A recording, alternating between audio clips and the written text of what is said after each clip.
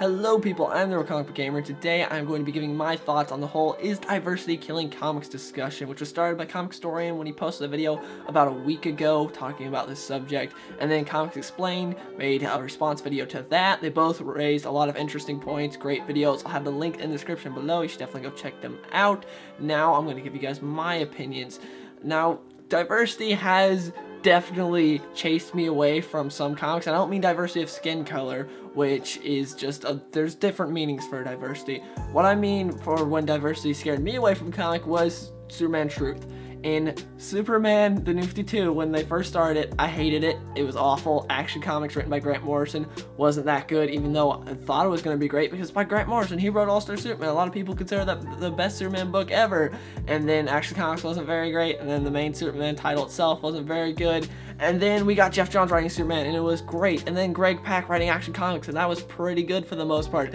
And then Superman Truth happened because they had to change things up, because diversity. That's why they didn't want Superman to be plain old Superman. Plain old Superman's boring. No one likes that Superman. We gotta change him up. We're gonna make him shave his head, lose his powers, and get real mad all the time. It's like, nope, there's no reason to do that. If you want a character like that, create a separate character. Don't make the Superman I love turn into that, because that's not Superman. Don't do that. But they did it, and that made me stop buying the book, even though I went through all that crap in the 52 that I hated, and it led up to a good point with Jeff Johns and Greg Pak, and then it just went downhill with Superman Truth. Even though that was still written by Greg Pak, he wrote the Action Comics bit of it, I still hated it. I did not like Superman Truth. And that's an instance where diversity just really ruined it for me. And that's not diversity of skin color, that's just a different type of diversity. Just DC being like, we have to change things up. Superman's a boring character. And it's like, no, he's not. Not to the people that really love his character. Why would you change that? And right now, that's happening a lot with Marvel. I hear that the current Captain America book, the Hydra Captain America book, is great. People say it's amazing. A lot of people love it. But guess what? It is selling like garbage. No one is buying this book because you have a lot of Captain America fans, these hardcore Captain America fans that love the character, that just don't care to read this new Cap. They want their classic Cap. They don't want whoever this is. And so you're scaring away a lot of the classic fans. But guess what? They have to change things up. Cap is boring. You have to change things up. Even if, to me, Superman Truth was a terrible storyline, but this, I hear, is really good. Even if it's really good, you're still scaring people away. If you wanted to do this, create a different character, put it in a different universe even, do something like that, like Old Man Logan. So you see what I'm getting at? My point is you can change things up, you can have diversity, whether it's by skin color or just changing the character completely, whatever you want to do, but still keep that classic character intact. Because there's no reason not to. You need to keep this, have it as a safety net, so that way people can try that stuff if they want to. They can try these new characters, like, oh, that character looks interesting, let's go, maybe I'll read that. Okay, that's not really my thing. I can fall back to my main Thor book. I don't have to read female Thor. I have this main Thor book that I can read where he's still Thor and still a character I love, but I can still try this other stuff out instead of just be like, nope, we're replacing this with this newfangled thing and you're gonna have to read it. If not, well, you don't have anything else to read, so screw you. When fans are just like, yeah, well, I don't actually have to read it, I can just not buy it, which Marvel's finding out very quickly. It's just like, you can't just be like, hey, guess what? This new young black girl is Iron Man and so is Dr. Doom. And then people are like, well, what about Tony Stark? Nope, we don't talk about Tony Stark. Like, why though? Like, if you want this girl, if you have an idea for a new character, this young black girl, that's fine. Don't make her Iron Man though. Give her her own mantle. Why just be like, nah, she's Iron Man. That's perfect Iron Man material. It's like, that doesn't make a whole lot of sense. It's almost like they're doing it for the sake of diversity, which to me, that's the whole reason they're doing a lot of this stuff, is diversity for the sake of diversity. Not like, I have a cool story to tell here and I think I have an interesting character. No, it's just like, yeah, we'll just replace this classic character with this person because diversity.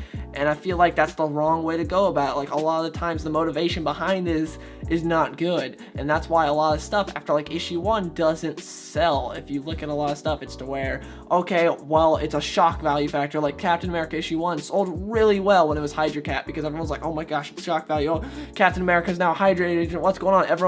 Everyone read that issue because they wanted to know what was going on. And then after that, no one bought it, because no one wanted that Captain America. And then you can change things up without going completely different. like Superman Rebirth, for instance. Superman is a character that has a luxury that a lot of characters don't have, and that's the fact that he's constantly progressing. Like, as a character, he is now a father, which is really interesting. He's a family man, he's having to deal with that, and he's on this new world with people he doesn't really know, what he's trying to get acquainted with, and this is the same Superman that we knew pre-New 52. This is really interesting, and things are still really new and shaking up, but still the classic character I love.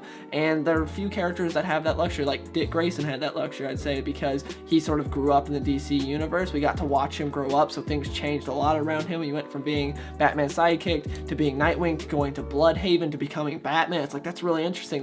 Things changed up a lot, but they made sense to the character, and that core character was still intact. Same with Superman Rebirth right now. And there is a lot of diversity in terms of storytelling and the environment for Superman. And I love that. That is how diversity is done right. Same with like when Dick Grayson became Batman, when Batman disappeared during Final Crisis. That was set up. We were led into that, to Dick Grayson becoming Batman. It wasn't just, oh, Batman's gone, Dick Grayson's Batman. It wasn't like, wait, what? Also, we had become familiar with Dick Grayson a lot because, like I said earlier, we did watch him grow up to where if like this black girl just randomly becomes Iron Man, it's like, okay, that doesn't make a whole lot of sense. But Nightwing, Dick Grayson becoming Batman, that made sense. It lined up with everything. It was like, okay, I can see where it went. Okay, that makes sense. Just like Kate Bishop when she sort of took over the Hawkeye book, I thought that was natural. It made sense. I'm fine with it. It wasn't like all of a sudden they're like, yeah, and there's Ghost Clint, and now we got Kate Bishop. Just like Kate Bishop taking over the Hawkeye book, that made sense. They led us up to that. It wasn't just, oh, no, there goes Clint, and now Kate Bishop is the one and only Hawkeye, and just Clint's gone, and you're never going to see him again. It made sense. They led up to, okay, now this Hawkeye book is Kate's book, and I like that. It made sense. Clint is my preferred character, but still, I like the way they did it. The execution was well done, instead of just being like, yeah, Cap's now suddenly old, okay, he's back now, but he's Hydra. And it's like, what? Why can't I just have classic Cap or something? It's just, I feel like they should have a safety net of having these classic characters if they want to do this stuff that is more like just different. Or just like, oh, here's like we're radically changing a character. Comicstorian made a really good analogy in his video saying, what if you have this restaurant that you go to all the time, they have 5 dishes that you really love that are constantly there, and then they take 2 of them and are like, hey, we're gonna try something new. It's like, okay, I'm fine with that because that gives me the opportunity to try something new, while at the same time, if I don't like the 2 new dishes, I still have 3 of my favorites to fall back on. The same applies to the comics. If you look at DC Rebirth, they're doing that right now with like Green Lanterns with Jessica Cruz and Simon Baz. That's something completely new for Green Lantern fans to try, but if they don't like it, they don't have to be like, crap, that's the only Green Lantern book. No, they got Green Lantern, Hal Jordan, the Green Lantern's Corps. They got that, so they can fall back on that and be like, hey, I don't care for this, I'll go and read Hal Jordan, the Green Lantern Corps. That's what you have, and I think that's really smart. DC is really smart with that. It's also sort of the same way with the Superman book, because Action Comics is doing this weird thing to where you have this character called Clark Kent, but it's not Superman, it's just this separate dude, and they're trying to like reveal who he is and be all clever with it. And it's like, I don't like that character. I think he's stupid and he doesn't add anything to the story. I have the Superman title that I can read where I don't have to see that Clark Kent guy at all. It's something that I don't have to see at all. It's more classic Superman, and I love it. But for those that want to see this weird story with this Clark Kent, that's this weird, just like separate, just this character is just purely Clark Kent, not Superman at all, just Clark Kent.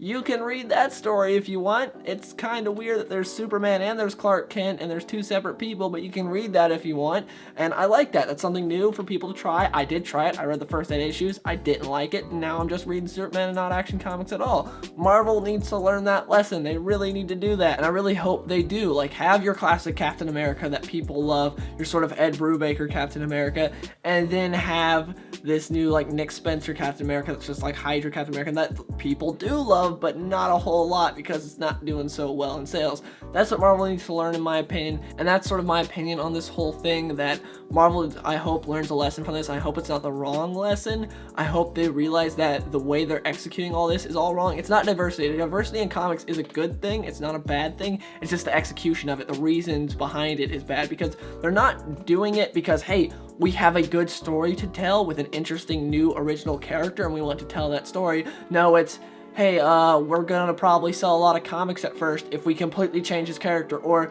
people are really into diversity, that's what's cool now, let's just make this character diverse. It's like, that's not good reasons to change a character. why would you change a classic character when you could create an all new one that you can get a new fan base into?